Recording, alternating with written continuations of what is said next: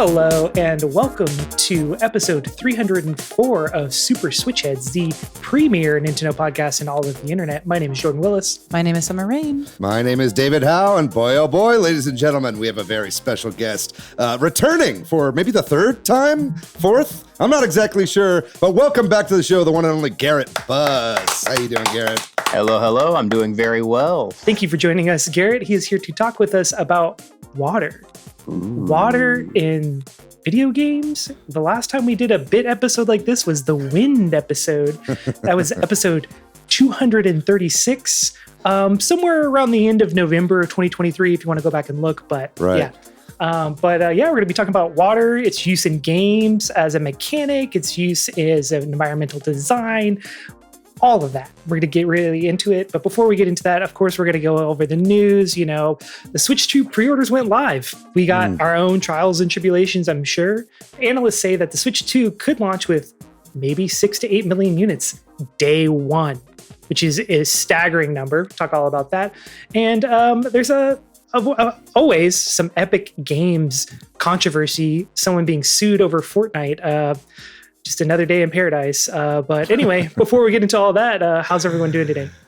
Pretty good. I'm glad to be doing this water episode. Hopefully we'll be working our way through all the elements on this podcast at some point. Time will certainly tell. But yeah, I had a pretty good weekend. I did kind of a lot this weekend. Did some hanging with some friends. I was a part of a comedy film festival called the Comedy Film Festival. So that was kind of fun. I went and saw my buddy's film that was playing on Friday. There was like an opening night party. And then on Saturday, I was part of like a panel of judges for like a pitch competition. So that was pretty fun. Enjoyed doing that. But other than that, I've just been like watching Andor over and over again. I mean, I've watched through the new 3 episodes twice now. And when I'm not doing that, I'm just like watching YouTube videos about Andor. I am fully in my Andor era. So much so I probably have to like change my, like change nicknames on like Blue Sky or Twitter or whatever. I'm going to Andor Con, and the con is in my mind. Do you know what I mean? But I'm having a good time. Everybody watch that show if you haven't yet. But that's it. I've been playing some fun games. But what about y'all? You guys have a good week? I went to the Austin Psych Fest on Saturday and saw Kim Gordon, which I was very stoked to see. I have never seen Sonic Youth or Kim Gordon live. So very weird record. Was curious to see how it would be live. And honestly, it was very solid. She had a full band. It was incredible. Who else did I see? I saw Corridor is another band I really like from Montreal. And then I saw Jordy Greep, who I'm not the biggest fan of their record. It's a little memey for my taste. However, the live show was pretty solid and exactly what I was expecting out of a place called Austin Psych Fest. It was like late 60s to late 70s Santana. So with the bongos. It was a pretty solid performance from his band. And the reason I don't like the record is I don't necessarily love his voice and the lyrics. It's like it's a concept record about a misogynist. And so sometimes it's a little like difficult to listen to him just be that for like an hour. So Sure. The live show, very minimal singing. It was great. So I was like, anyway, whatever. But yeah, and then my friend's birthday was yesterday. So we watched The Boxer's Omen, which is a 1983 Shaw Brothers movie that I highly recommend if you like weirdo stuff. How about y'all? What y'all been up to? Yeah, I had a session 0 for a new D&D campaign I'm starting with some friends, and it's like my like core friend group. So not trying to get like too prematurely excited about it because I know that like 80% of D&D campaigns like do not last longer than a month. But we're all like really invested, and the DM was even like, this is the most prepared table, like day 1 session or day 0 session. Cause we ended up actually role playing a little bit, after we like solidified everybody's characters, and the DM was like, this is the most prepared I've ever like had a starting table. Like, this is so exciting. We were all like, we've all been wanting this for a very long time. Right. When you get like a bunch of people who have all come from like failed campaigns together to be on a campaign. And then I had like a Redux Easter yesterday. with my family. I was like pretty sick leading up to actual Easter. So my family came out yesterday. It was also my mom's birthday. So it just gathering family at my house. It was nice. Yeah. Garrett, what about you? What have you been up to? Happy birthday to your mom, by the way. Yes. Thank you. absolutely. Yes. Belated. Mhm. Things are going good. Yesterday, I did a sketch/improv show at Fallout Theater. Had a great time. Heck yeah. 2 thumbs sky high. And today's been pretty lay around the house, not really doing a whole lot, which has been nice. I have been super hydrated in theme with the episode. I've been, Very good. You're doing your chugging research. water like you wouldn't believe, man. So yeah, it's been good. No complaints from me. Let's go.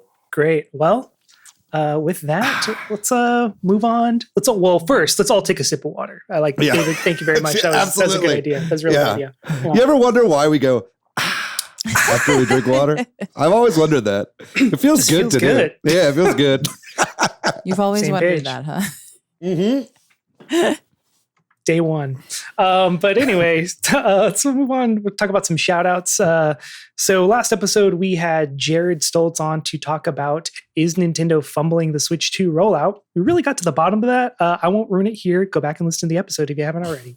But over in the Discord, we got a lot of nice conversation with Karu, Seta, Vince, Ty Typos, The Huge. We got into Ambernick discussion after the Ambernick is stopping shipping to the US. Everyone's showing off their Ambernick devices, and I kind of like regret not having one. So I'm thinking about just buying one right now before it goes up to an insane amount. And then there's a good discourse about Duskbloods. Will it, won't it sell Switch 2 systems to the FromSoft community, which is not a community I'm a part of. So I was happy to hear some opinions from that.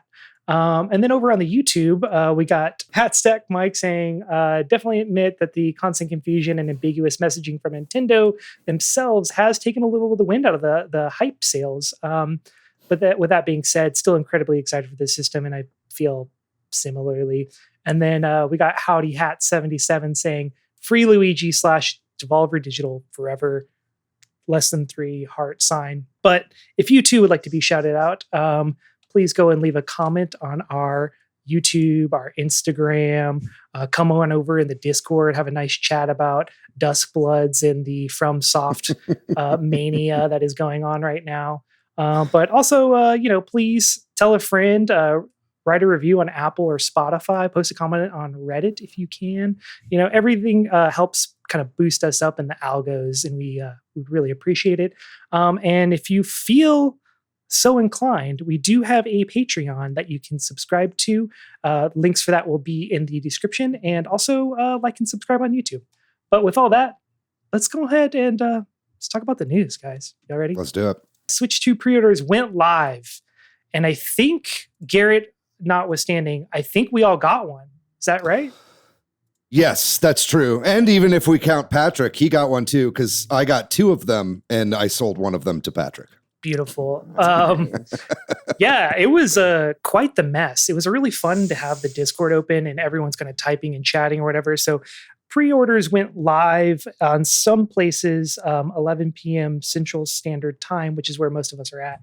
As predicted, it was a bit of a mess, man. Like, websites were going down, things were being in your cart, but you couldn't check out. The Best Buy one in particular was supposed to launch at 11 and didn't really even launch a line system until 11:30. And the one winner, surprisingly, was Walmart. They had a queue line system that actually worked. And for me personally, that's where I actually got my pre-order from, was Walmart, because I could actually get through. I really did want to get one that I could pick up on the day, just not the cards. But that's okay. What about y'all? Where'd y'all get your pre-orders from? Yeah, Garrett, were you able to secure a pre-order? Were you trying? I was not necessarily trying. I got a move coming up, so I'm saving. I'm being a little spendthrift, Sure. But certainly going to purchase once it launches. Sure, absolutely. Yeah, I did. I was there on the night, that fabled evening, when we were all freaking losing out our freaking minds in the chat. And that was good. I like you got through on the Walmart queue as well. Just like staying in that. Mine actually had like a countdown on it. I know a lot of people were in that Walmart queue and they had no numbers. And I think a lot of them didn't end up getting one. But it worked for me, which was great. And then it was the next day when I know the GameStop stuff was going live. I was like, you know what? I'm curious just to like see what the in-person GameStop situation is like, because there's a GameStop like between my apartment and my office. It's like on the way, right? Mm-hmm. So I was like, as I'm driving into work, I'll leave a little bit early and then just kind of like see what's going on. I did first a little bit of work from home or whatever. And then I went there and there was like not that long of a line. There were maybe like 20 able-bodied gamers in line outside the GameStop. And it was like 30 minutes till the store opened. And so I was like, you know what? Screw it. This seems like fun, because basically going and waiting in the line, I got to like talk to fellow Nintendo fans and like hang out with like the true hardcores. I got to proselytize the pod a little bit, which was nice. And then also it's nice because now like that'll be a midnight launch, right? So it's like all those guys that I met in that line, like we're all going to see each other again in like a month and a half or whatever, like whenever the Switch finally comes out. So I'm pretty excited about that. And then, yeah, like I said, that the one that I got from Walmart, which should be delivered the morning of, like by 9 a.m., I think is like what they said, which I don't know how they're going to do that, but that one will be going to Patrick. So I'm glad I was able to help him out, because I don't think he was able to secure a pre-order during all that mayhem, or maybe he didn't try, but either way, it's at least I had to help out a fellow head. You know what I mean? But yeah, that was it. It was exciting to be in that line. It was kind of felt old school, you know? Mm-hmm. What about you, Summer? What was your experience? Yeah, I had Walmart and Best Buy up on my computer, and then I had after a while of sitting through that, I was like, fine, I will try the Target app. And I was in a Discord call with friends who were, we were all trying together, keeping each other posted on what our what it was looking like. And ended up getting through the Walmart line. Best Buy continuously kicked me out. Also annoyed about this, friend of the show, Kyle, he got through the Best Buy line, but they specifically changed his order to switch to with a physical copy of Mario Kart, even though he was queued up for the bundle. Right. And he was like, well, I'm not going to not buy this because I've been waiting in line and like risk not getting it at all. So he still got it, but like, I did not hear that happen to literally anyone else. Yeah, that's weird. Really, really weird. So it was like the $450 console and the $80 Mario Kart. Yes. Bummer. And that's what it showed him once he got through the line, like in his Best Buy cart. But that and I'm personally, like I am like a little bit bummed that like I didn't secure, because Best Buy was what I was really hoping for, to be able to have that midnight experience, right? Like I really wanted to be able to get it at midnight and wait for it. But now, so he's got a midnight one. So like, I'm obviously going to wait with him for the, like, I'm like, well, that'll be nice. Yeah. I'm going to come with you. And then at like, I had like this gut feeling like before I went to bed of like, because I continued to stay up with another friend who was still trying to wait for the Best Buy line, that like then he kept getting kicked out of, and I was like, okay, I gotta go to bed. I'm sorry, man. And then I just had this gut feeling about Target. I was like, man, it kind of sucks that like Target kept kicking me out, like kept showing it in my cart, would suddenly like would not show my payment information in the discounts, and then would show my payment information in the discounts, and like made me just kept regurgitating crap at me. It was like almost 2 a.m. when I was just like, I'm just going to check Target one more time. And I opened up the app and I added it to my cart, and then it just went through.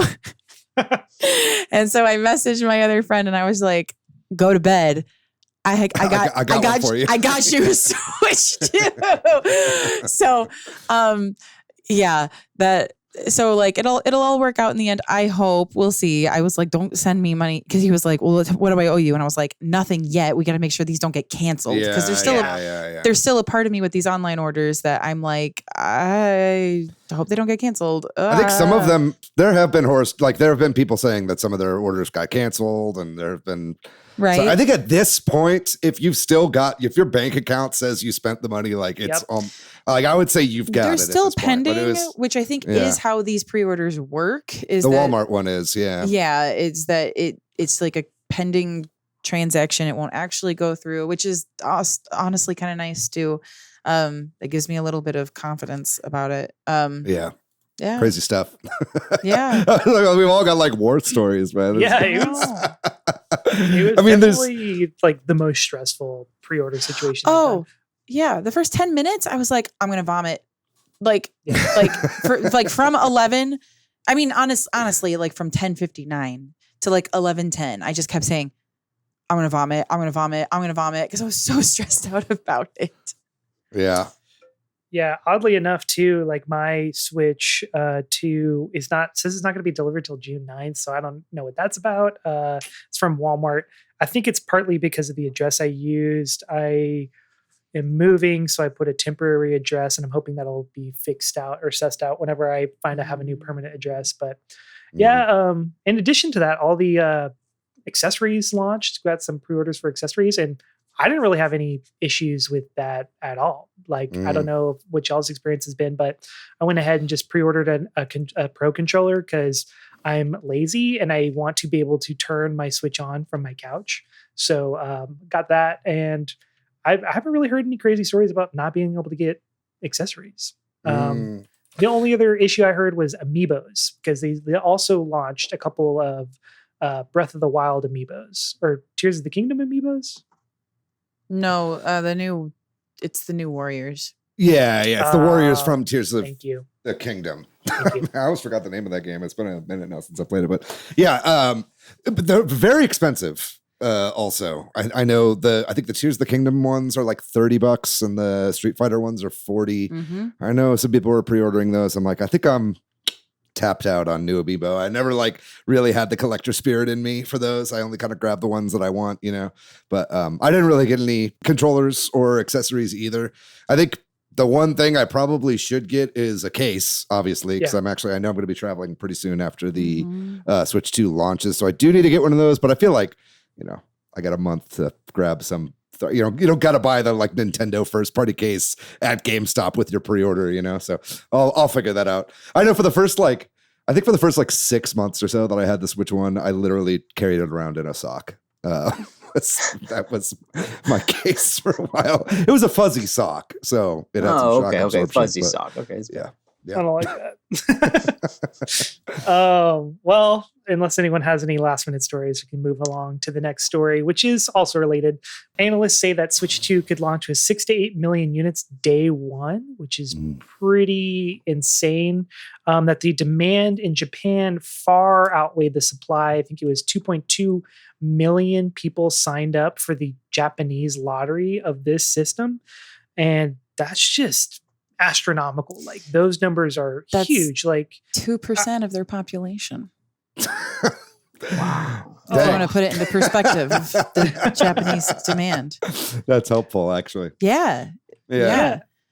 I want to say too, that's like pretty much outsells the PS5 within its first couple months. It was, yeah. I think the biggest launches up to this point are measured in like 2-month windows, and the PS5 and the PS4 both are tied for like around, I think it was 4.5 or 5.5, somewhere in that range, million units sold within 2 months. So if this, I doubt it's going to sell through all these day one, honestly. Like, I think what they said is basically they think that 6 to 8 million units have been shipped and are made and ready for retailers. So we don't know that they're necessarily sold out everywhere.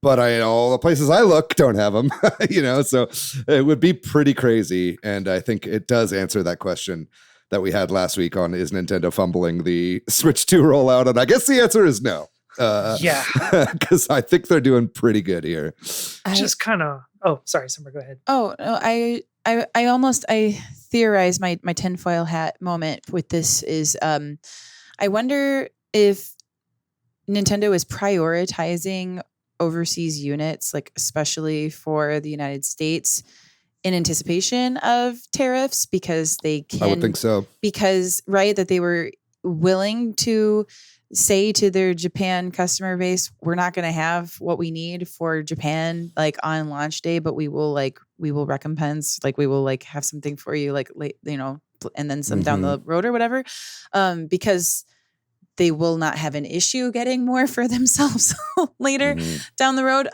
So that's my theory on this, is they're prioritizing us. I think there's definitely truth to that. And I think it's also the reason that it might be a little harder in Japan to get one right now is that they have a unique unit of the Switch. Like everybody else on Earth basically is all getting the same exact hardware in their system because they're all region free. Sure. The Japan unit that is cheaper is Japanese only. It's region locked basically just to Japan. And they can get the same one too if they want to. Yes, or they can get the cheaper Japanese one. Yeah. But I mean, if I was Japanese and I spoke Japanese, I'd be like, yeah, all right, I'll get the Japanese one. It's, however many yen cheaper. But I know Sakurai had to do that lottery. That's he was wild. not given. He was not just he wasn't just given one, which is insane. But he's making Kirby Air Riders. That's crazy. I agree. But he made it through. He tweeted about it. He was like, I got it. Maybe he just did it for the experience. There's no way he's not just getting one. Yeah, he's literally a dev. Like he also got a copy for Patrick. That's sweet of him. That's pretty sweet. Yeah. Nintendo is just like, you have the dev kit, you can figure it out. No, we don't need to give you an extra one. You're good.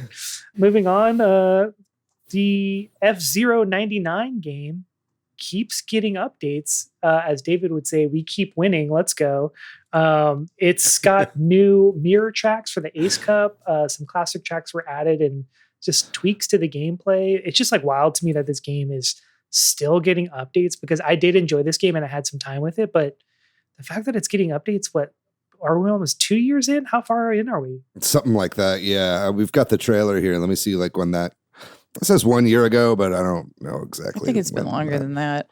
Yeah. It was September 2023. It's like a year and a half.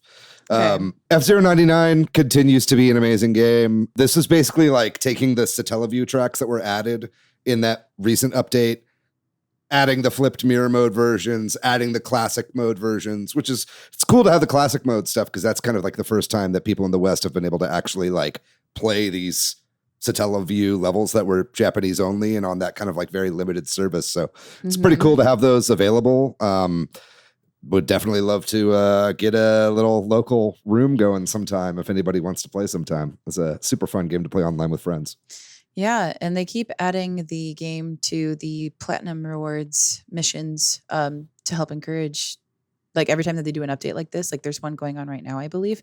So nice. like, you use your Platinum Rewards to buy, real life items. So that's true. Yeah, every time there's an update, they put F-Zero missions in there. So, and I always play it again for that reason, because I like clearing my missions. Wow. Yeah. I never do mission stuff. I probably should. I love platinum points. Get some swag. I love buying icons on my Switch, and I love buying real life things.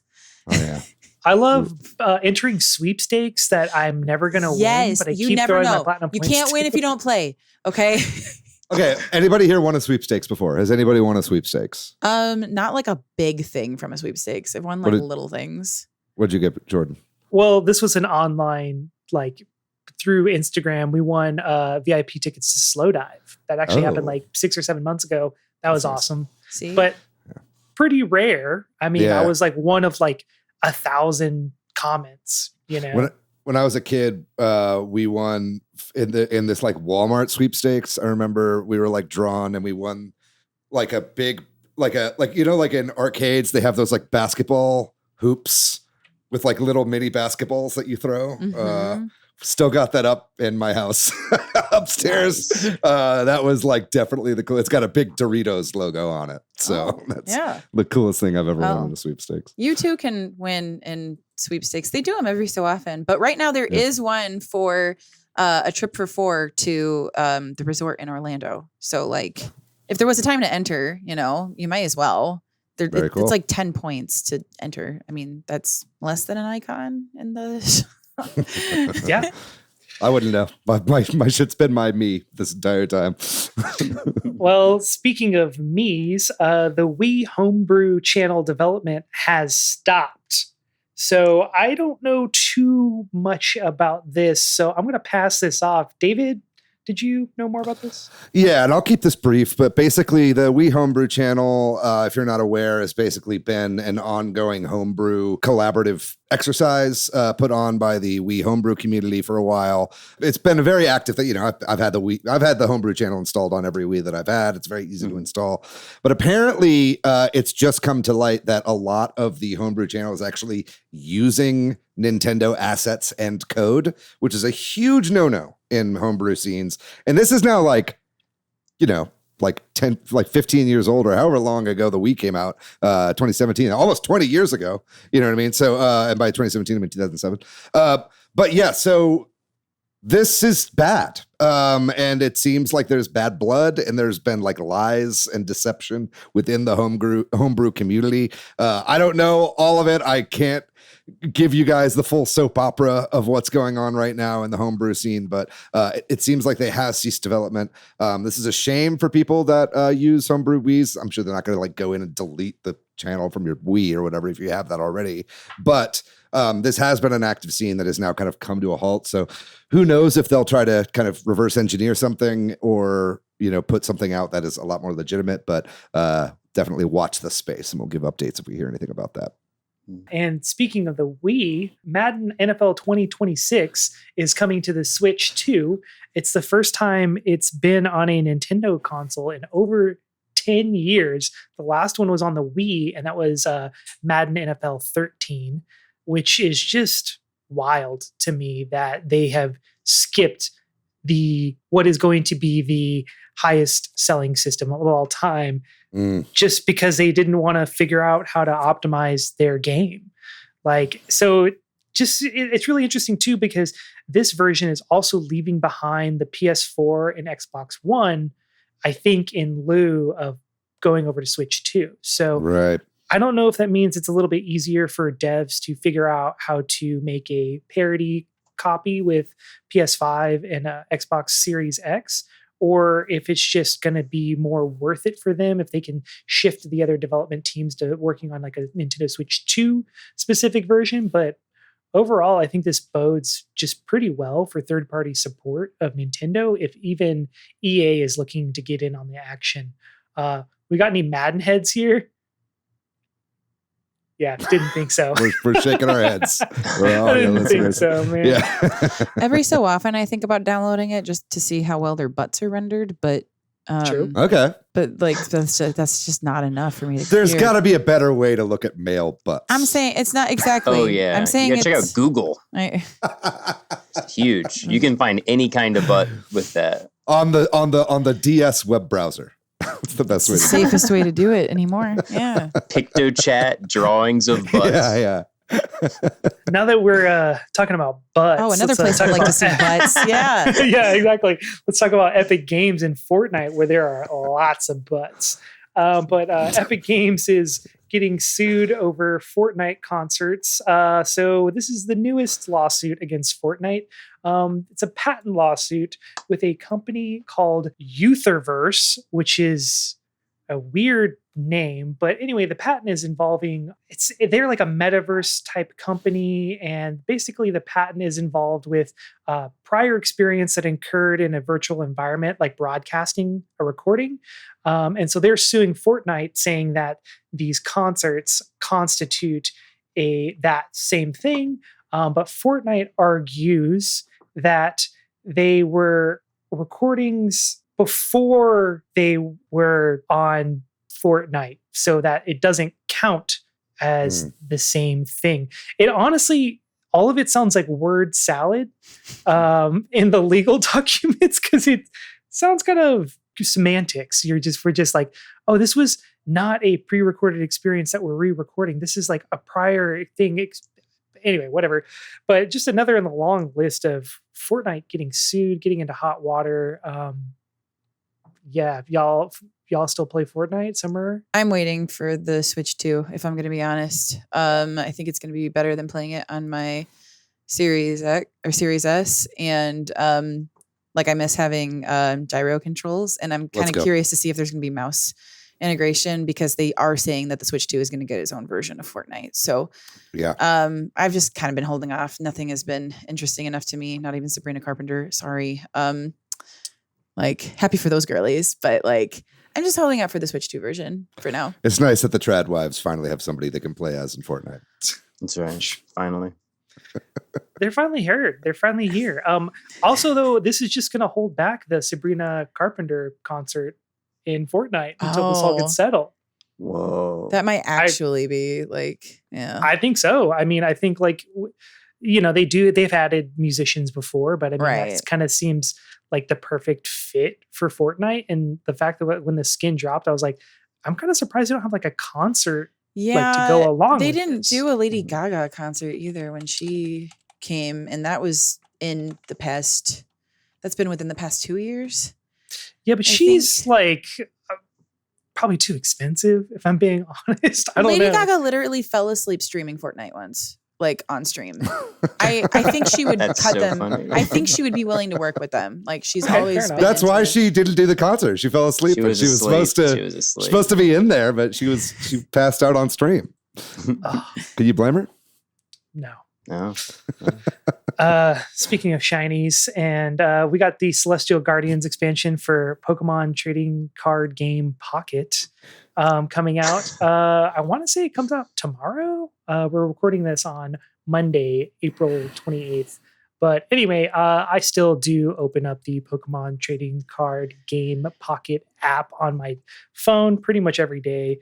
Kind of stopped playing matches, but I just like collecting the cards and stuff and seeing all that kind of stuff.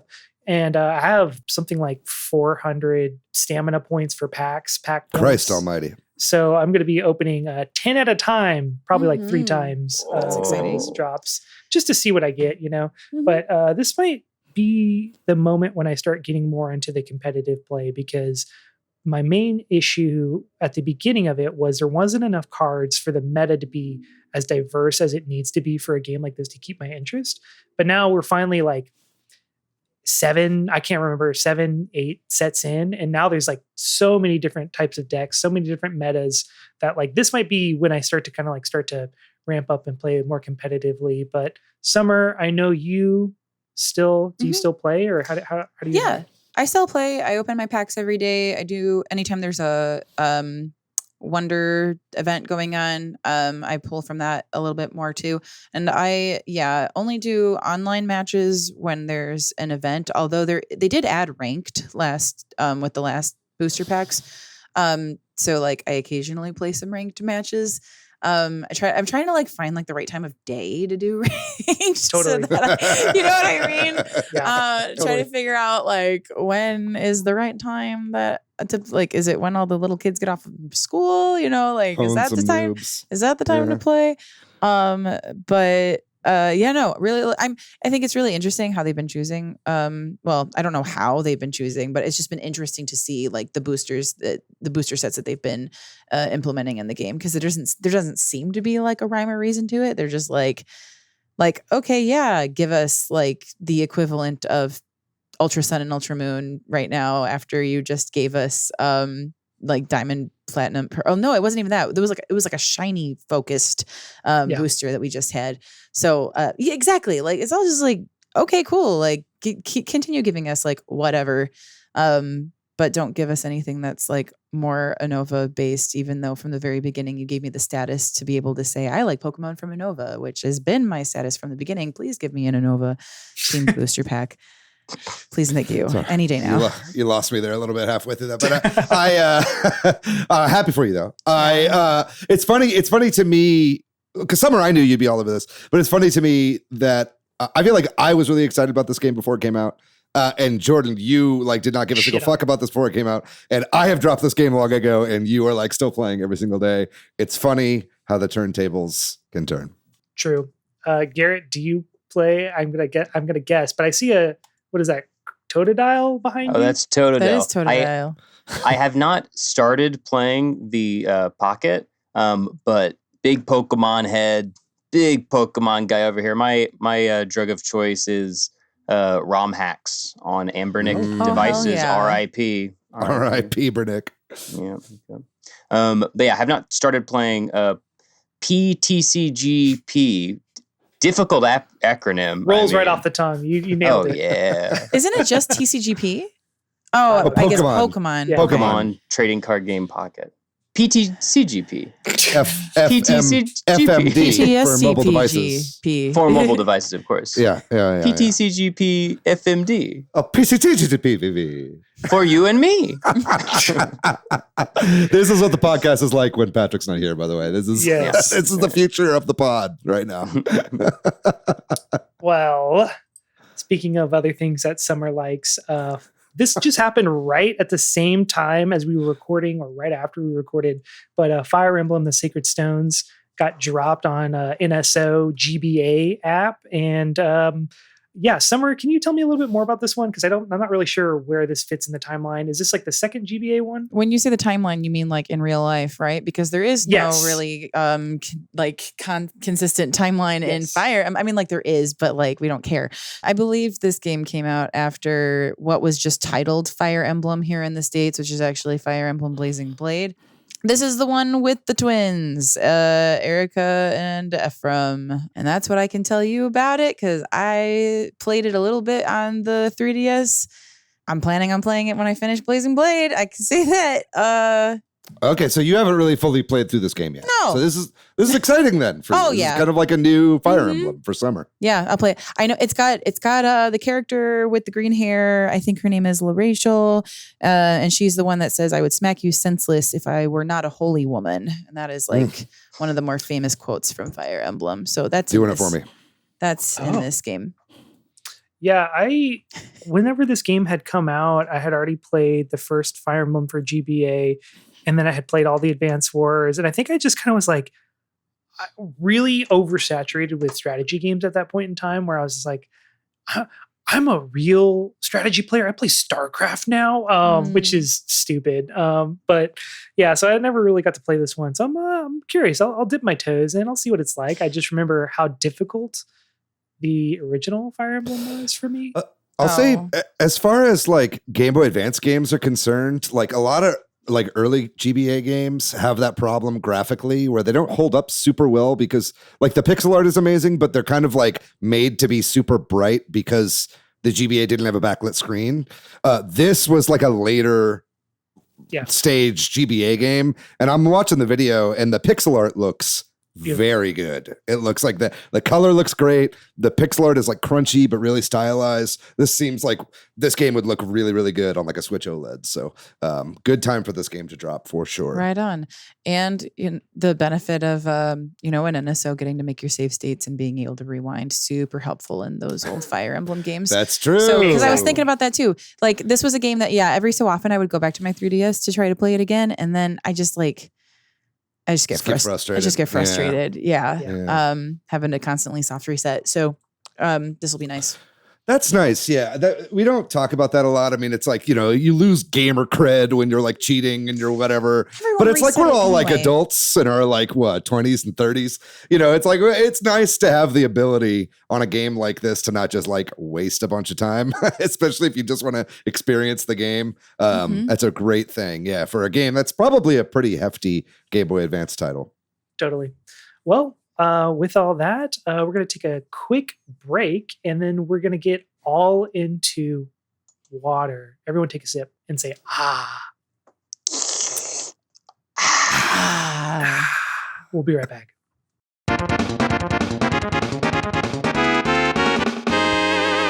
And we are back here to talk about water. For all of y'all who are listening to the podcast, you should be watching it. We are holding up water-themed items, drinking water, Pokemon. Water-themed items. They're all Pokemon. They don't know that. Get them to watch you gotta get them to watch the video. But we're here today to talk all about water in video games, how it's used in different genres, how it's used for visual effect, how it's used for environmental effect, and just general uses of water in games. Water is life. So without getting too bogged down at the beginning, let's just talk about water mechanics in games. So first wanted to bring up, platformers. Some of the most famous examples of, water in games is, I think about Mario, as soon as you hit a water level, you're instantly slowed down, you're floating, you're automatically like dipping down until you hit A and then you swim back up a little bit. So there's this constant back and forth pool. It's a completely different way to move about the world when you're just like running from side to side. Some games, it's like used as your death, like it's a pit. So as soon as you fall into water, you die. Or in the case of like Super Mario World, when you fall into water, it's like a catch. So you don't die immediately if you fall off a platform, but it catches you and gives you that one extra chance. And then, what else is water, guys? Ice. Wow. Yeah. Are we It's awesome. including that? Wow. Ice is water? Are you kidding me? Ice is famously water. Yeah, it's not liquid, but that motherfucker's H2O. I mean, you know what I mean? when talking about video games, do we classify it in the same way? Pokemon That's true. I would doesn't. say that like ice levels, because since we're talking about platformers, I would say ice levels and water levels are obviously very different, right? Sure. And I know we've got more to say, in this overall, but maybe we can right now. Yeah. maybe we can get a little bit more into some of this, right? Like the first thing that I think of when I think of like elemental stuff in video games is generally platformers, right? Obviously, water encompasses so much of video games, and we're going to be getting into all of it here in just a second. But it's like, yeah, when you think of like the platonic ideal of water in video games, I think immediately of World 2-2 from Super Mario Brothers. And I can imagine like for the very first time, like playing that game and running into the level and being like, what the fuck is going on? Because I think that water levels in games get a really bad rap, right? Yes. Like that is something that I think we need to get out of the way early on. And I think that most of that comes from 2-2 and Super Mario Brothers, right? It's like the physics are weird. Like going up and down feels weird. And then whenever you're over pits, it like pulls you down awkwardly.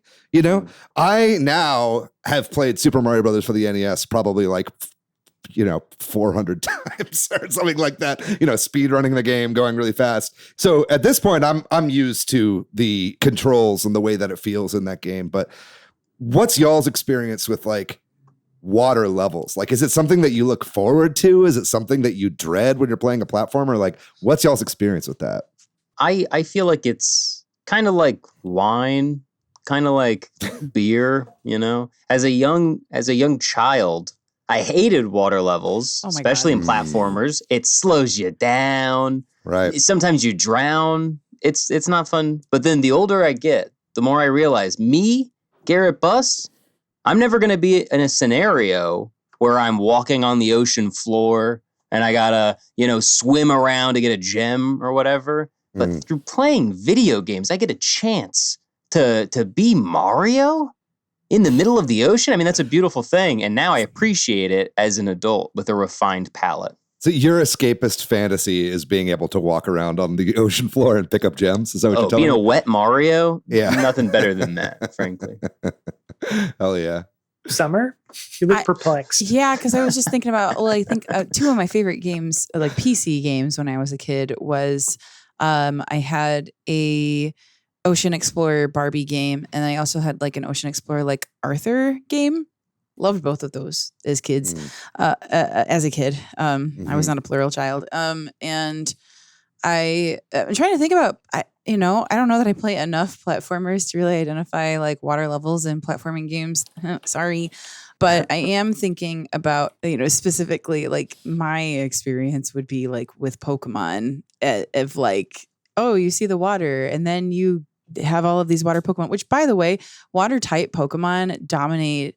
I'll have to look it up. But they are like the highest like percentage of Pokemon in all of Pokemon like typings, like overwhelmingly so, which is like also true of the world, like aquatic animals, are the most of like the biological inhabitants of the earth. Same is true of water Pokemon. Just fun fact.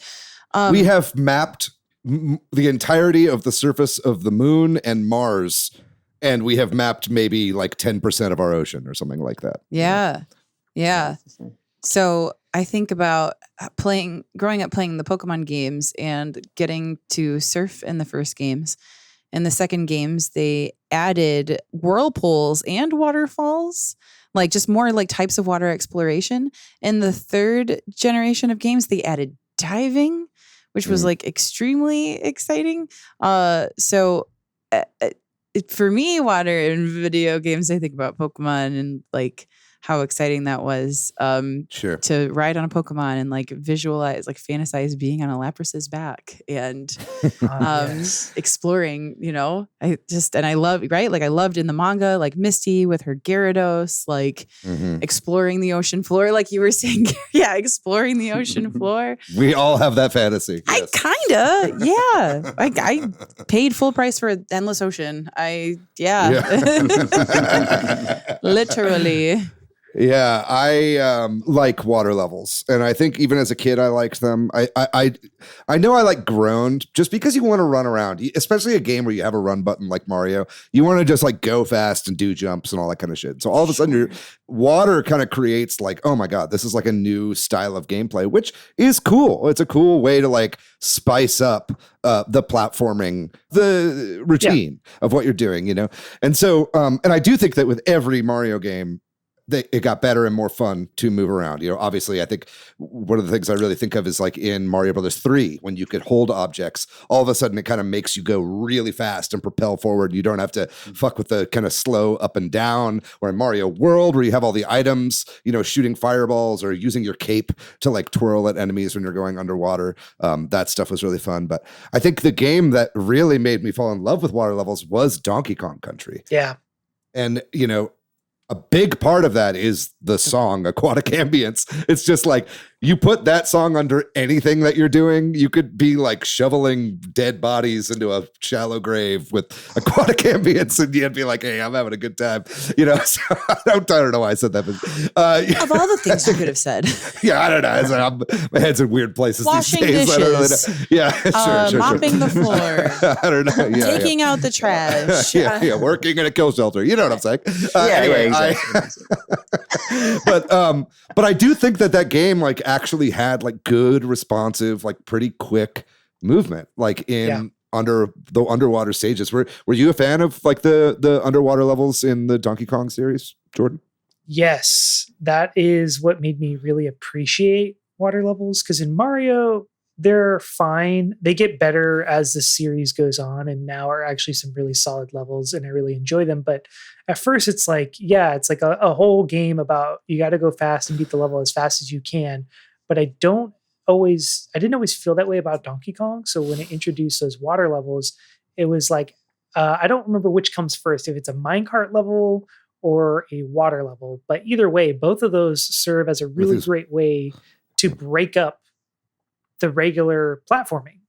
And in Mario, it feels like it slows you down and then you get back to business on the next level or whatever.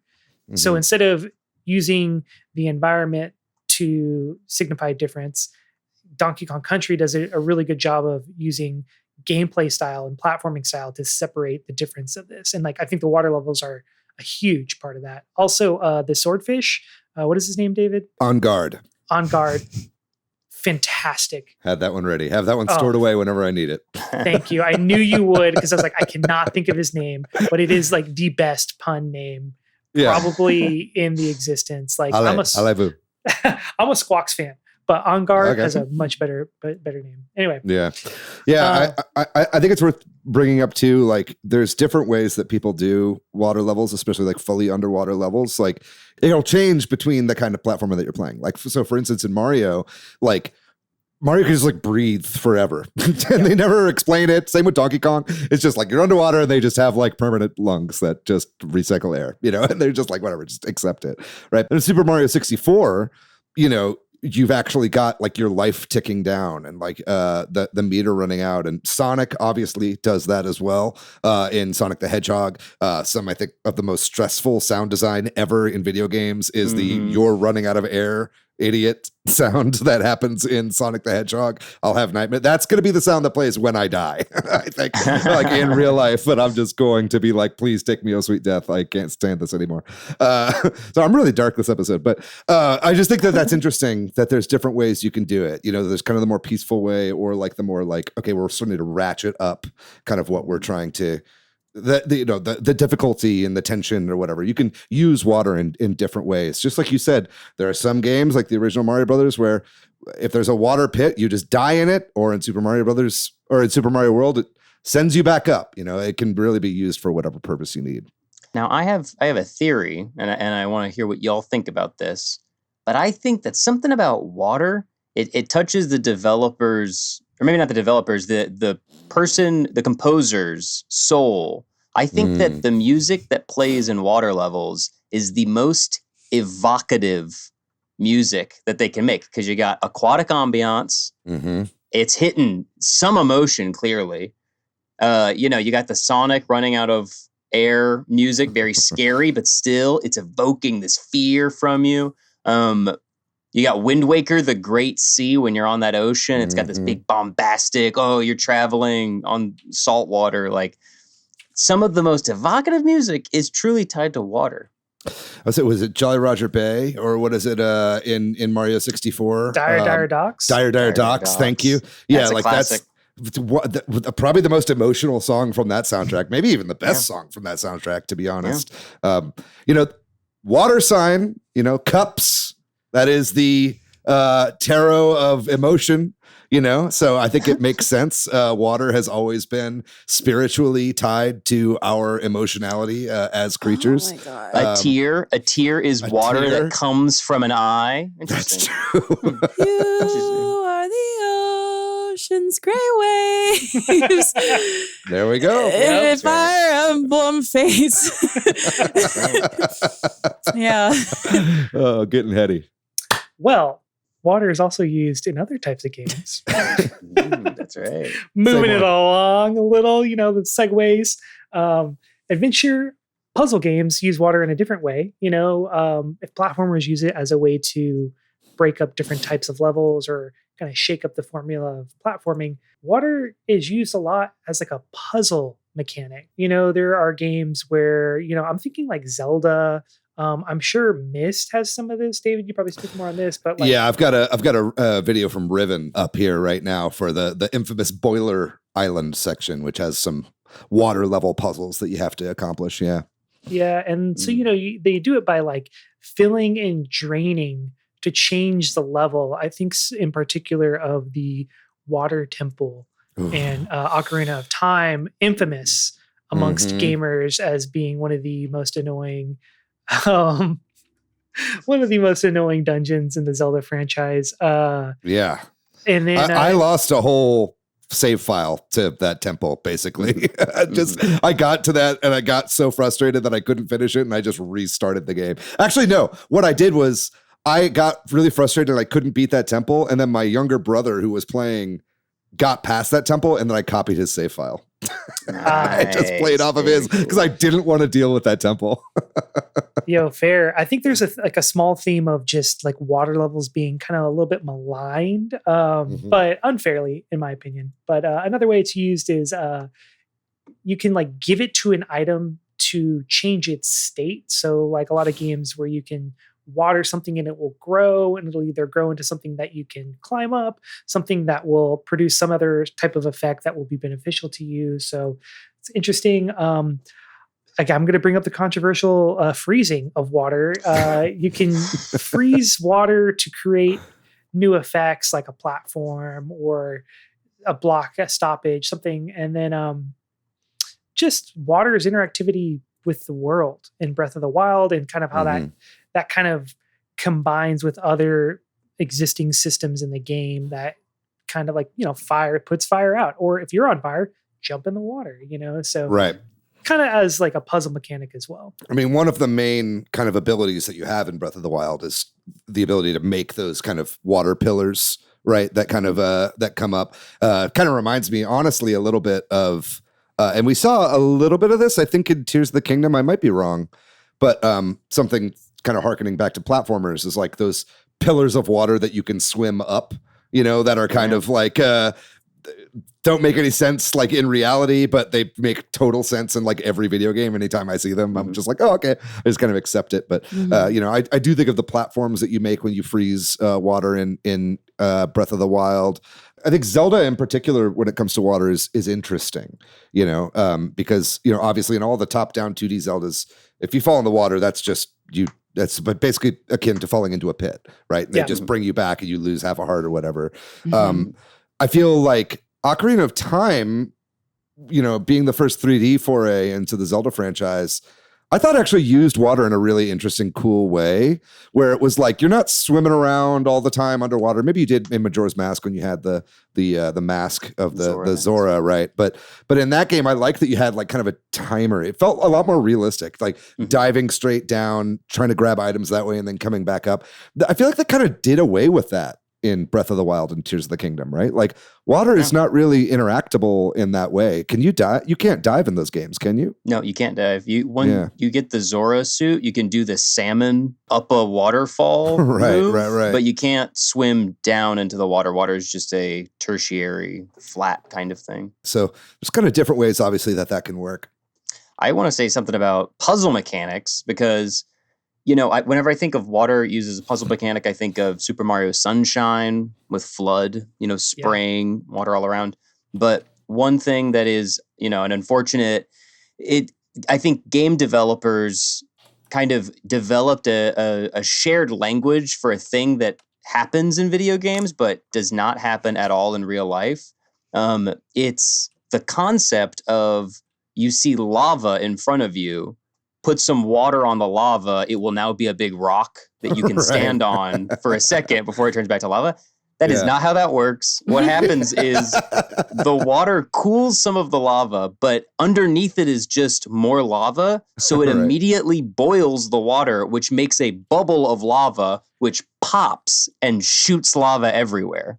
So it's not a good idea. You can't do that. If you're around lava, please don't put water on it thinking you'll make a rock that you can stand on. Yeah. These are the things that you learn after having been a gamer your whole life. Also, like, in real life, don't shoot red barrels. There's no reason. Don't shoot red barrels. There's no need to. Yeah. I also really want to quickly talk about a puzzle game with water. Did any of you play Aqua on the PlayStation 2? No. Oh, yes. Cool game. Yeah, that literally puzzle game with water. Yeah, Dave, it is like your kind of game if I think about it, because it's like kind of Tetris-y in the fact that you've got like pieces that fall down. So the concept of Aqua is you're like I guess like a sprite at the beginning of the creation of Earth, and you're placing, you get pieces, some of the pieces are land masses, and then some of the pieces are water, and your goal is to place land mass in such a way that the water is able to stay within those land masses. So like you're creating like, because you need water in order to sustain life, and that's like, and occasionally there'll be earthquakes that'll level out certain parts of what you've developed.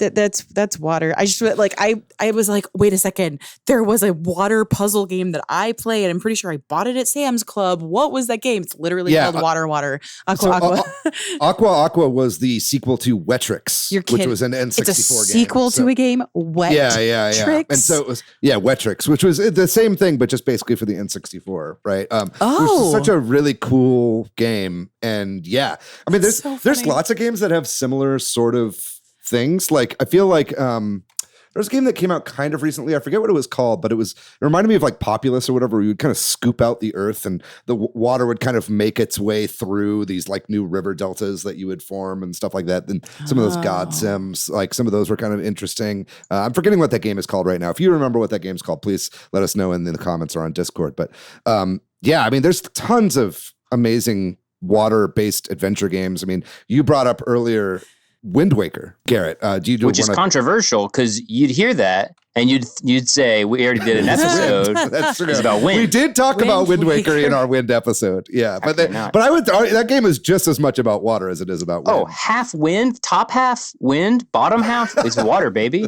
That's very true. Is there anything you want to say on Wind Waker? I love Wind Waker. It's probably I'd say second favorite Zelda game of all time. I have a little Wind Waker plush. I think it's great. I think it, for the longest time, was my favorite kind of, I guess, boat game, for lack of a better term. Yeah. Like now I really enjoy the game Sea of Thieves, and that's also like a very fun, you got a boat, you're on the ocean. But that's a relatively recent game. For most of my life, Wind Waker's been the gold standard of you're on a boat, you can find islands, you can explore. And you don't go into the water all that much. You once again, kind of like Breath of the Wild, you get on top of the water and you can, kind of swim above it for a limited amount of time. Yeah, it's a very utilitarian approach to water. Exactly. You're not like sitting there savoring the sea. You're utilizing it as best That's you true. can. Obviously Assassin's Creed Black Flag is another great boat game. Classic boat game. Dredge. Great boat game. Dredge. You Dredge are is the a boat. game. You're a damn boat. I mean, you technically a guy in the boat, but you're the boat. But you're the boat. I think you're the boat. Yeah, exactly. I think you're a living boat. But I mean, there's lots of great water games. I mean, obviously BioShock is not a game that you're necessarily in the water all the time, but water is an ever present aspect of that game. And it is essential to the feeling of claustrophobia, the feeling of pressure, quite literally. It's immaculate vibes. I still think BioShock is the game with some of the best vibes I've ever experienced in my life. And just that one sequence where you're towards the beginning of the game where you're going through like a hallway and it kind of cracks open and the water starts rushing at you. Like, I'll never forget that scene. I still can't believe the Gore Verbinski BioShock movie never happened. But some other good shout outs for like water-based adventure games. I'd say Abzu is a classic from the creators of Journey. Soma, Subnautica, the Subnautica series is, you can't talk about water without talking about Subnautica. Maneater, the game where you're playing a shark, another Crab's Treasure, right? There's tons of Dave the Diver, and then obviously we talked about it too. There's a Nintendo first party kind of under the ocean sea swimming game, which is Endless Ocean. Amazing stuff. But I do want to give one more shout out because we didn't really talk about it in the platformer section, but Echo the Dolphin, baby. Echo the Dolphin. You were talking about emotions and music and vibes. That's about as vibey as video games get, right? It's true.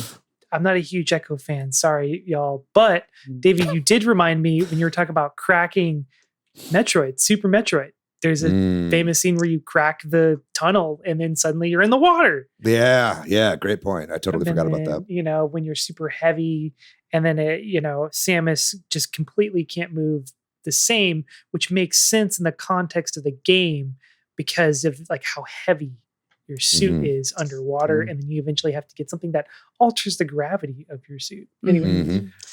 If we're just, could it be the gravity suit? if we're talking vibes with water, then we got to talk about Final Fantasy X as well. Huge thematically, like not outright with water, but Blitzball. Well, yes, but like and then waves of water crashing like through Xanarkand, ruining, like devastating Xanarkand. Like literally, the final boss is a giant whale called Sin. Right, like that's the big enemy is a whale, and you've got Yuna. She dances on the water to do the ritual that's dancing on the water, and then we all know the famous kiss scene is in the water. Water is such a huge them doing the what was that Fern Gully scene? I think. I felt like it was like a callback to Fern Gully. It just always on the water in that one, and vibes, just good vibes. Finally, a game where at the end you don't kill God, but you kill sin. Yeah, about time. Shout out Christian. Yeah, I see Summer's face like it's kind of God, and it's like I remember. Daddy. Anyway, I think there's something to be said about the fact that with the exclusion of Echo the Dolphin. Much more often, it feels like in video games, there's this kind of balance where you are a character that breathes oxygen, typically. And there's this thing where people love to explore the water, and the water certainly has a bunch of fish, has a maybe buried treasure. There's a bunch of cool stuff in the water, but it's not where you belong. You're running out of oxygen. You won't survive if you stay in the water for a prolonged period. Aside from Echo the dolphin, Echo's loves the water. Yes, but it still breathes oxygen. Yeah, it still also loves air. Of course, it's got that. You're hole. Right. Dolphins use the hole for air, and I forgot about that because I thought they were. It's easy to forget. Another crab's treasure, I think, would actually be the That's true. example of. They're at home. Well, no, don't crabs also breathe air?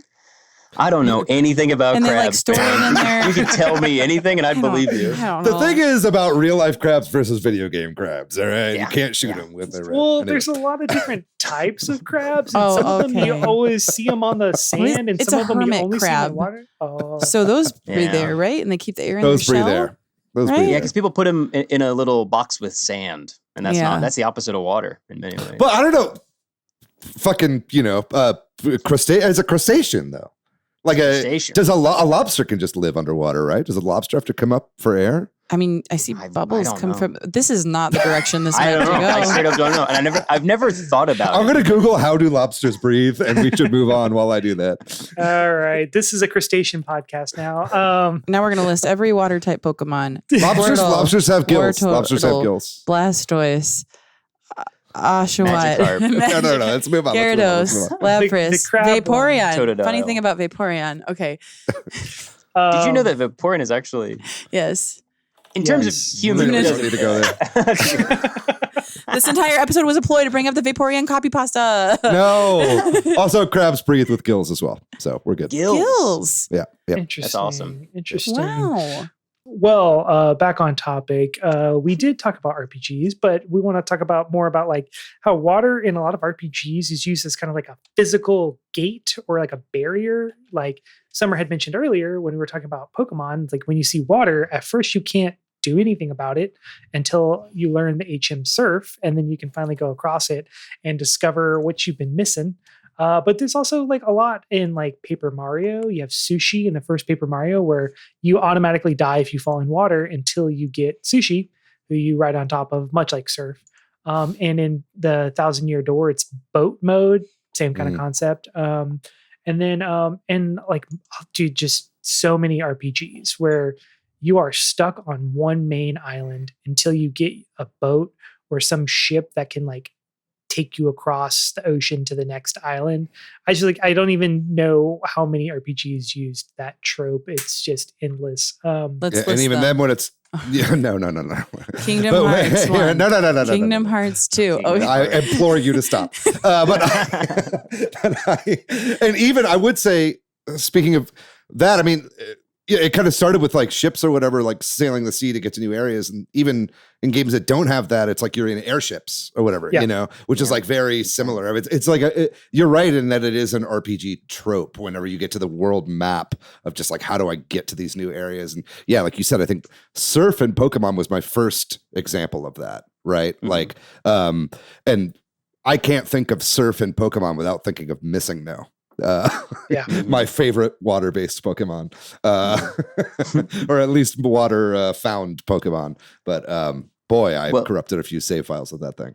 Well, if you're talking about Pokemon and you're talking about water, that's making me think of the infamous IGN review of Omega Ruby that said too much water. That was their con for the game. 7.8. That's right. Who wrote that review? We should send them this episode. Oh my gosh, they've probably gone dark online because they have a legacy that has followed them.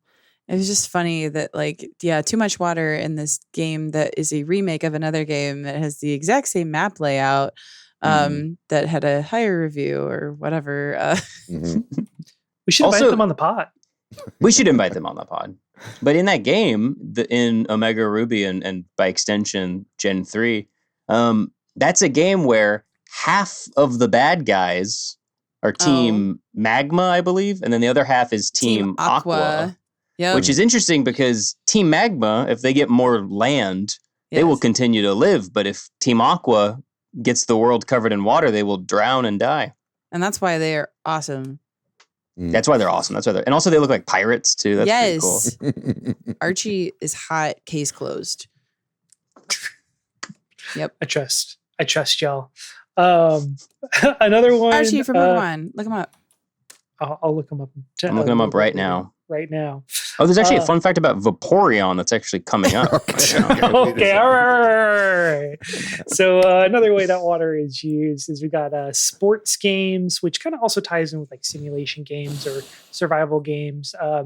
But in sports games, like racing games, you have slick surfaces, or, in like a tennis game, if the court is wet, it just provides like a slightly different type of surface where it causes whatever items on it to like lose traction, becomes a little slippery. Reflection technology allowed for realistic windshield water physics, it's like. Yeah. I wanted to bring that up just because like a lot of racing games I feel like are known for their like being like graphical showcases, right? I mean, like I think like the first time I was ever like, holy shit, like video games can look incredible was like Gran Turismo for like the original PlayStation, right? And I feel like, when we were, it would show like replays with all the different camera angles and stuff, and then seeing like reflections of like wet pavement like under cars as they're going was just some of the best looking shit I'd ever seen. So, whenever I was playing first person in a racing game and seeing the rain hit the windshield and the windshield wipers like kind of wipe it away, that's I think the first time I remember really being truly wowed by video game graphics. I think like when the N64 came out, I almost like took the 3D thing for granted. It was a huge thing, right? Obviously, but it was like, but that's when I realized like, oh my God, these like showcases, like, man, you can really do some amazing stuff artistically with realistic graphics, right? Totally. And there also provides an opportunity to like work and move on a non-flat surface. So like a lot of racing games will use this. The one in particular I was thinking of was Wave Race, where it's like you're not racing on land, you're literally racing on water that's constantly moving and evolving. So you're having to navigate that as well as steer your ship in the right way, or steer your jet ski in this case. It's such a great way to do that. And then there's also, more survival games. It's more of like a mechanic for staying alive, which also I think we should all take a sip of water right now to stay alive. Hang on. Shout out. Hydration Station. Great. Thank you, everybody. Yeah, I think, when I think of that, I think of, like the hardcore mode and like Fallout New Vegas where you have to like actually drink. You know what I mean? Like that shit was crazy. Toilet city for me, man. I go straight to the toilet and just chug. Slurp up that radioactive water. But yeah, I mean, Wave Race, we got to talk about Wave Race. I mean, Wave Race 64, formative game for me. I think such a fun experience playing in the technology of the waves like moving up and down and causing you to have vertical movement throughout the surface area of the water is completely novel for the time when that game came out for the Nintendo 64. Pretty amazing stuff. Obviously this Hydro Thunder arcade game. I played it on the Dreamcast when that originally came out. I loved Hydro Thunder as well. Had similar sort of mechanics where you're kind of going through rough surf, and that was a ton of fun. I'd also like to bring up just Mario Kart and the relationship that Mario Kart has with water, because I think it was really Mario Kart 7 that started having underwater areas. Like you could actually go underwater for in the 3DS Mario Kart game. They obviously brought that forward in Mario Kart 8, and there was a lot of underwater stuff in Mario Kart 8. But it seems like in Mario Kart World, the upcoming game, they're kind of doing something different. It seems like you cannot go underwater in Mario Kart World. And in fact, in this upcoming game, your car will turn into a jet ski style wave race vehicle, right? So I think that's interesting that they've kind of done the Zelda thing where it's like some games you can dive, some games you stay on the surface, or like Mario where like sometimes it's a pit, sometimes you can go into it, right? So it's just interesting that they've utilized water in different ways within that same franchise. And speaking of Mario and water, that reminds me of Bowser's Fury. How you had what was the creature called? Like Loch Ness? Plessy, yeah. God, I know all the water-based mounts. You got them in that brain. You got it underneath that Donkey Kong Country hat. You got all the names in there. But yeah, just going really, really fast through the water on Plessy and then like bouncing up and then hitting the boost. It was just a very satisfying experience. And also, David, you mentioned Dreamcast, the Sega Dreamcast, and water. And that makes me think of Seaman. Seaman. Oh, we love that little freak. That little Leonard Nimoy freak. We love that guy. There was legitimately a time where, and I told this to my dad at the time because I was like in high school, or I was in like middle school, and I was going through like a really depressive period where I was like, I think Seaman was my only friend. Like straight up, like I would talk to him every day. And he was there for me, that little fucking weirdo. Yeah. Don't worry, guys. I've made friends since that, but it was a sad time in my life. We're all just different Seamans. Yeah, I agree. In a way, we all were once seamen. Seaman in a way. Yes. It's so I agree. beautiful. We do come from the water, which is why we're doing this episode. Yeah. Yo, shout outs in the comments if you had a water birth, baby. Let's go. That's right. That's right. Well, we're getting a little bit close to the end of the conversation, but we can't finish the conversation without talking about how water has always been kind of like, we kind of touched on it, but it's always been a technical benchmark for a video game. Like everyone's always like, look at the water in this game as a way of saying like, look how incredible the graphics are, you know, between just like the way it is transparent and the way that it's the fluid simulation moves. Or like for me, I'm also going to bring up snow. I'm going to bring up frozen water again, because that's my MO. But whenever you're in a game that has snow and you're just walking through it, making your trail, I was like, man, back in the Nintendo 64 days, you could never look at these graphics, man. But, you know, it also kind of ties into weather effects as well, you know, like rain, snow, sleet, all that kind of stuff. There's a big complaint about the waters not being reactive in Cyberpunk. And it makes me think of like the opposite end where Red Dead Redemption 2 has like some of the best water physics and mechanics I've ever seen in a video game still to this day. Like I watched a whole, in preparation for this, 10-minute video comparing Red Dead Redemption 2 on the lowest setting versus Red Dead Redemption 2 on the highest settings, and how the water moves in both of those. And yes, it was more impressive on the Ultra, but the low end still had some really impressive water physics. But man, whenever I think about water tied to like fidelity or showing how far graphics have come, it just reminds me of the GameCube kind of as a console. To me, feels very water forward. It feels like post N64 with the GameCube. They come out of the gate. They got Super Mario Sunshine. They got Wind Waker. I guess later on it's a port, but they get Sonic Adventure DX. Just a ton of big Wave Race Blue Storm as well. Wave Race Blue Storm. It's like they finally got to the point where water. I feel like the early 2000s were just so beachy. Dolphins, you know what I mean? Like Kingdom Hearts also. I mean, not on the GameCube, but still. Yeah, it was the same time period as when Final Fantasy X came out as well. Yeah. I mean, the GameCube's working title was Project Dolphin. You know. That's right. That's right.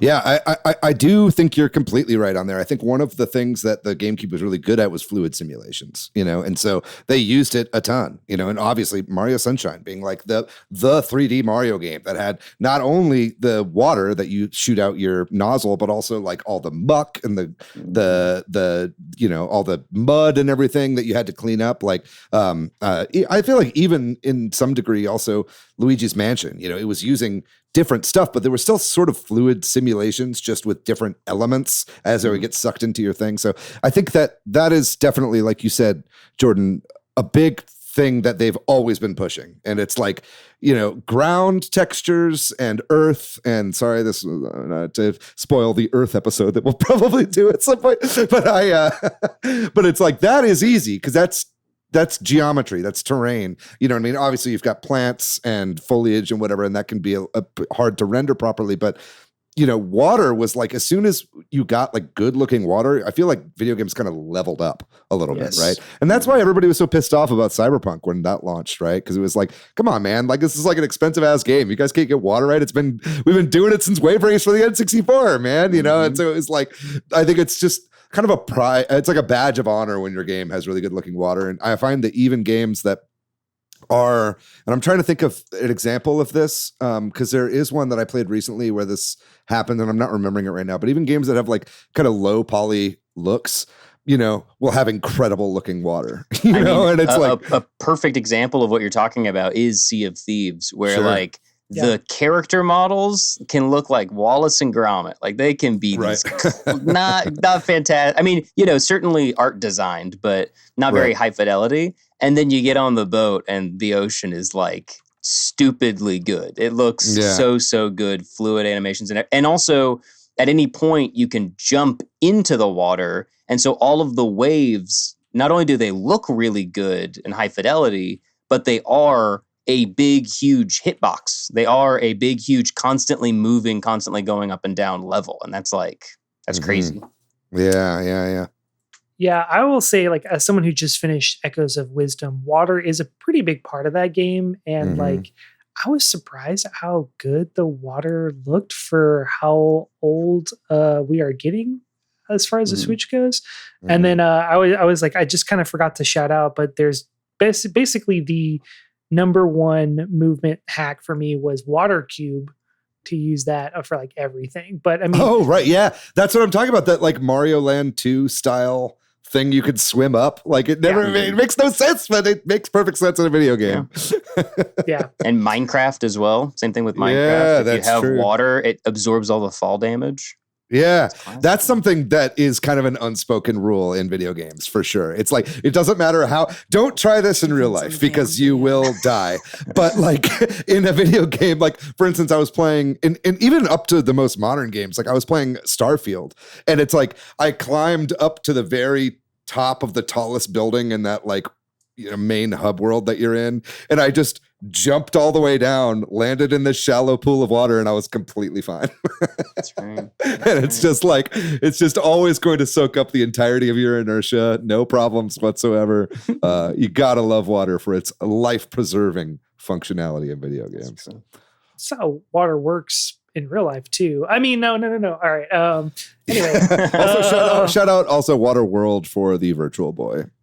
Shout out Waterworld. Shout out also Waterworld the stunt show they do.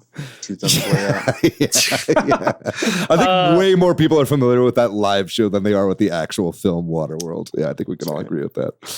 All right. Now that we're on to the Waterworld talk, I think it's about time to start wrapping it up. But does anyone have any last minute thoughts about water in video games that we want to talk about and close the show out?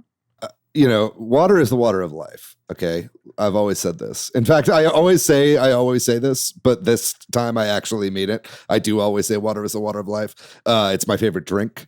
It is one of my favorite mechanics in a video game. I think some of my most treasured games that I can think of, like in some of my earliest games that I remember playing, have a lot to do with water. I want to give a shout out to Radar Mission, which was a Game Boy, basically a Game Boy version of Battleship. But that was a game that I played so much with my brother. It was a link cable game for the Game Boy.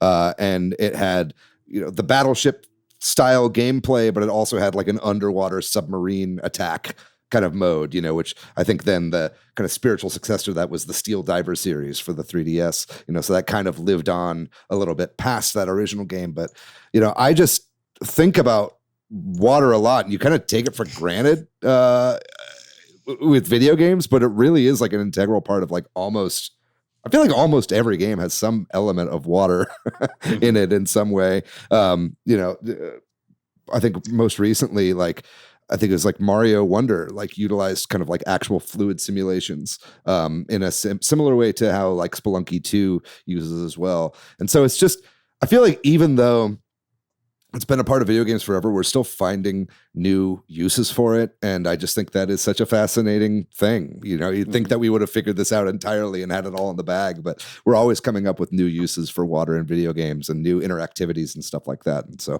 what a great element to do an episode on, I'll say that. Of course. And also, if you think about it, we are mostly water. Goddamn right. There's just 4 pods of water talking to each other. Blub, blub. Blub, blub, motherfucker. Well, blub, blub, but we're going to take a quick break. But when we come back, we're going to talk about all the games that we've been playing.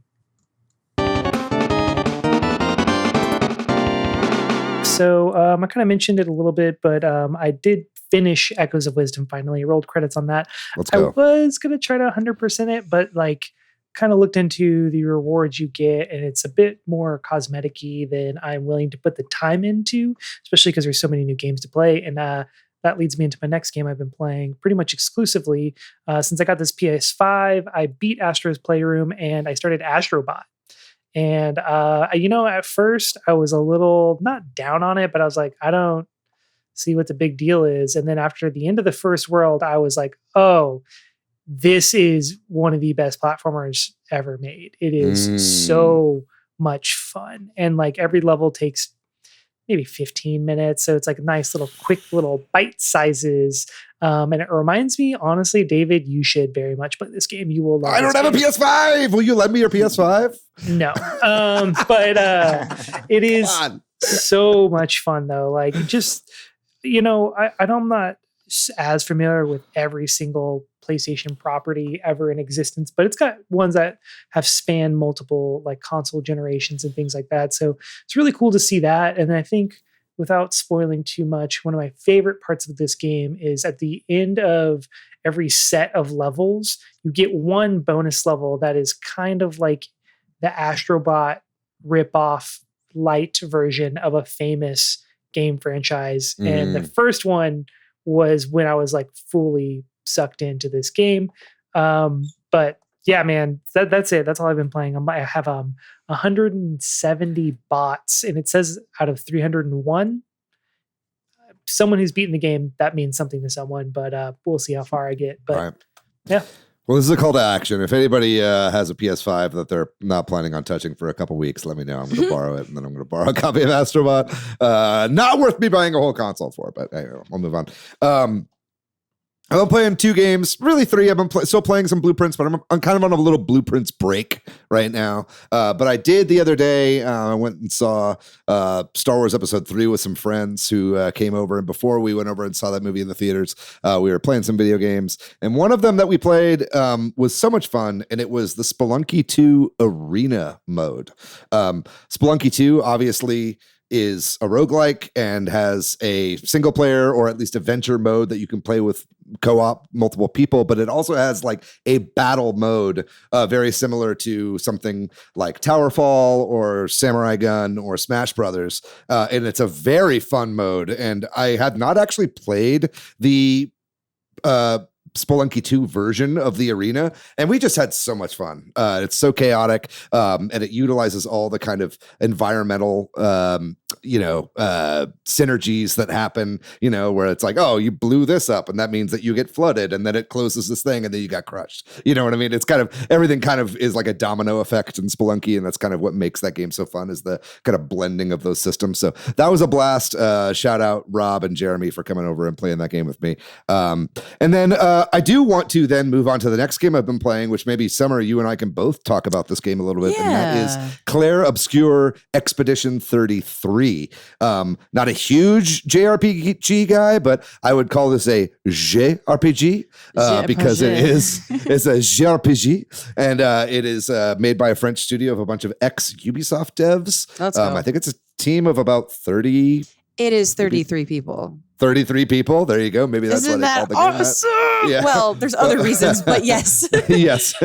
But this is a really cool game. It's like very much Atlas coded. It feels like an Atlas game. It feels kind of like this game wouldn't really exist if like Persona or SMT didn't really exist. Final Fantasy fans are just their panties are all in a bunch over this too. This is what they wanted 16 to be.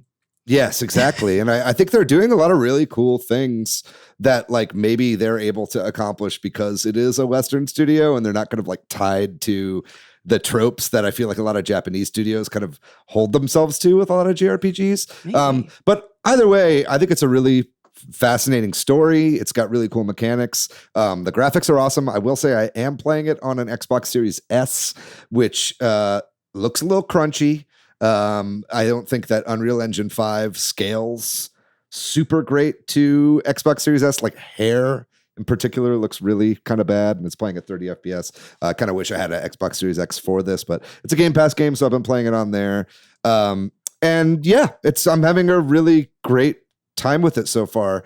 I would say it's it's very like maximalist, like in its kind of environmental design and everything that's going on. It's kind of hard for me to like focus on anything too much. It's like a little overwhelming sometimes. But what's your experience been? You need with to get this a bigger Summer? TV. I'm going, yeah. And I just need to sit closer. And that'll solve that. You've seen how big my TV is, and I'm That's I'm just like, you say maximalist, and I'm like, oh, I guess so. But I also have a 70-inch TV, so I just I get to see everything. And have you gotten to Flying Waters yet? Yes, I'm in that area right now. Okay. I just got Mael, the character. Okay, cool. Right. Yeah, I just cleared the Flying Waters section, and something I'll say that it's a little different than I think the